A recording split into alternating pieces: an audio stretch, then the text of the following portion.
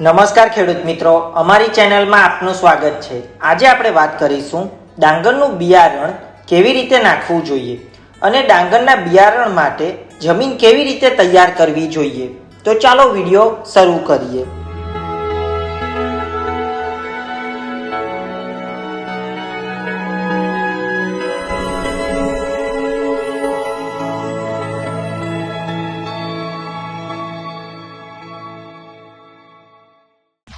ડાંગર રોપવા માટે ધરીવાળિયું જે તૈયાર કરવાનું હોય છે એના માટે જમીન તૈયાર કરતી વખતે રાર પતારી તથા અન્ય વનસ્પતિ કચરો જમીન પર મૂકી અને સળગાવવું જોઈએ। આ કરવાથી જમીનની અંદર જે પણ ફૂગ હોય છે યા જે પણ જીવજંતુ હોય છે એનો નાશ થાય છે। ત્યાર પછી એ જમીનને ખેડાણ કરવું જોઈએ। ખેડાણ કરી રોટાવેટર મારવું જોઈએ જેથી એ જમીનની માટી બારીક થઈ જાય। રોટાવેટર માર્યા પછી નાની નાની કિયારી બનાવી લેવી જોઈએ જેની અંદર આપણે ધરીવાળિયું બનાવી શકીએ। ડાંગરનું માટે નાની નાની કિયારી બનાવી લેવી જોઈએ।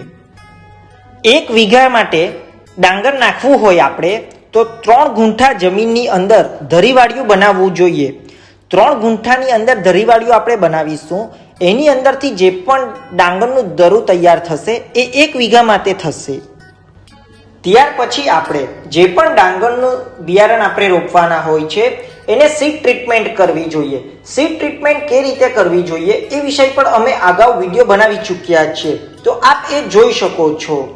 તો પણ સીડ ટ્રીટમેન્ટની અંદર હુંફાળું ગરમ પાણીની અંદર 15 થી 20 મિનિટ માટે જે પણ આપણે ડાંગર રોપવાના હોય છે એને બોરી અને રાખવું જેથી જે પણ પોચ હોય છે એ ઉપરની બાજુ આવી જાય અને એને દૂર કરવી। ત્યાર પછી વનવૃદ્ધિ વેટેબલ પાવડર લઈ સીડ ટ્રીટમેન્ટ કરવી। ધરીવાળિયાની અંદર જે પણ ખાતર નાખવાનું હોય છે એની અંદર 10-26-26 3 kilo, land power 1 kilo, convert S 500 ગ્રામ અને ડાંગરનું બિયારણ 12 થી 15 કિલો અલગ અલગ વેરાયટી પ્રમાણે લેવાનું હોય છે। ડાંગરનું બિયારણ નાખ્યા પછી પાણી 2 સેન્ટીમીટર 24 કલાક માટે ભરી રાખવું।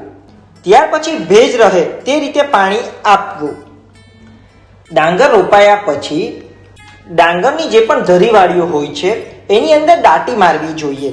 દાટી મારવાથી જે પણ ડાંગરનું બિયારણ હોય છે એ માટી સાથે મિક્સ થઈ જાય છે જેના કારણે જે પણ ઉપરની બાજુ ડાંગરનું બિયારણ રહેશે એ ઉગશે નહીં। દાટી મારવાથી બધી બિયારણ માટી સાથે મિક્સ થઈ જશે અને જર્મિનેટ તરત થઈ જશે।